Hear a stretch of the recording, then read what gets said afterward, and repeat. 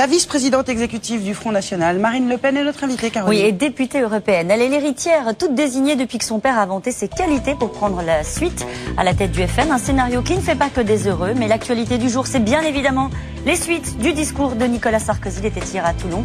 Nicolas Sarkozy qui signe la fin du laisser-faire et le retour de l'État protecteur. Marine Le Pen, bonjour. Bonjour. Bonjour. Installez-vous. La fin du laisser-faire, le retour de l'État, ça ne peut que vous plaire au Front National? Ah oui, tout à fait. C'est ce que nous demandons depuis de très nombreuses années. Mais je crois que gouverner, c'est prévoir. C'est le reproche premier que l'on peut faire à Nicolas Sarkozy.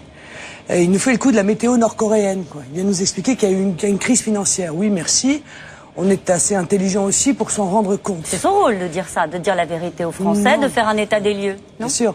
Son rôle, avant, ça aurait été de l'éviter, ou d'attirer l'attention des Français, ou de mettre en place la régulation, justement, par l'intermédiaire de la nation, pour éviter les conséquences de cette crise. Or, il ne l'a pas fait parce qu'il est en plein dans le mondialisme. Il est en plein dans l'ultralibéralisme.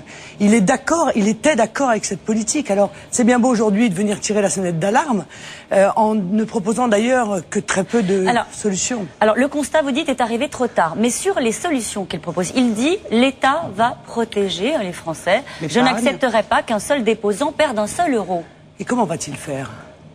Parce qu'il y a un fonds de garantie des dépôts en France qui existe, et qui protège les déposants à hauteur de 70 000 euros, mais qui n'est capable d'intervenir que pour l'effondrement d'une institution financière. Il y en a 5 grandes en France.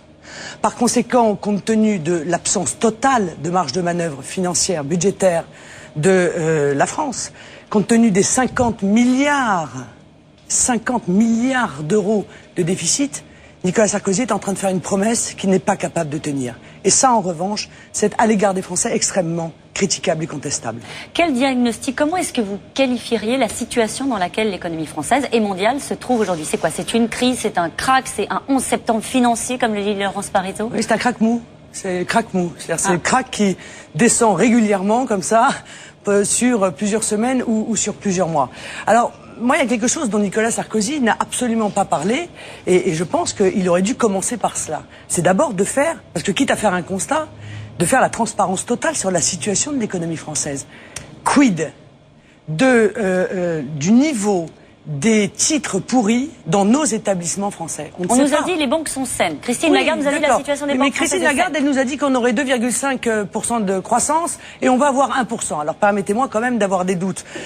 La première chose à faire, c'est de savoir si les déposants français sont en réalité, réellement assurés. Or, rien n'est moins sûr. Il est évident que compte tenu de l'imbrication de l'économie mondiale, il y a probablement beaucoup plus de titres pourris dans nos établissements qu'on ne le pense. Et puis il y a une autre chose dont il n'a pas parlé et dont tous les économistes parlent au moins entre eux, c'est le problème des CDS, qui est un monstre financier qui risque d'être le deuxième étage de la fusée, de la crise financière, et qui eux représentent 65 000 milliards de dollars. Les CDS, voilà. Vous nous rappelez ce que c'est? Les crédits défaut de swap. Ce sont en fait des dérivés de crédit, des instruments financiers qui transforment les dettes en actifs et que l'on vend sur le marché. C'est une construction purement virtuelle. C'est une construction purement virtuelle. C'est vraiment l'expression la plus aboutie de l'expression vendre du vent. Est-ce que vous êtes d'accord à ce que les États réinvestissent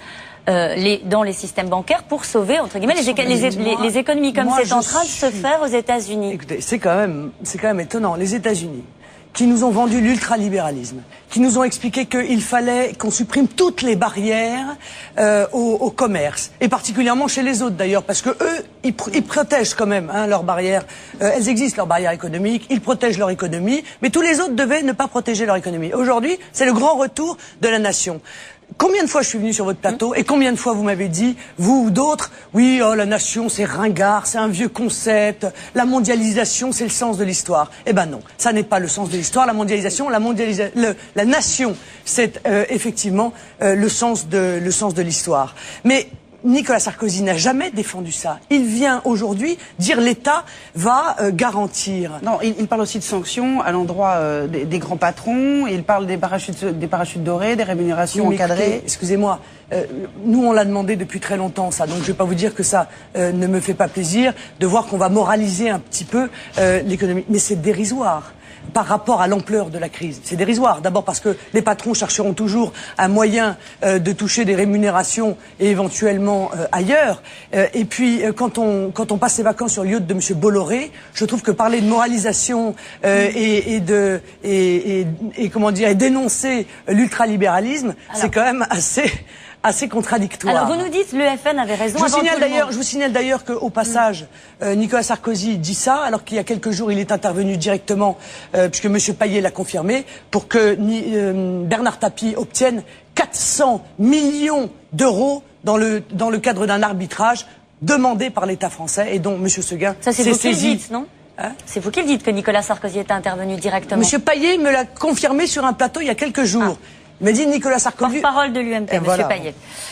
C'est quoi la solution? Parce que vous dites que le FN avait raison avant tout le monde. C'est quoi la solution que vous proposez aujourd'hui? Parce que visiblement, Nicolas Sarkozy vous dit qu'il n'a pas les bonnes clés. Qu'est-ce qu'il faut faire là, maintenant? Il faut maintenant. Eh ben, il faut immédiatement, si on compte rester dans une Europe, il faut transformer profondément cette Europe. Il faut que ça redevienne une Europe des nations.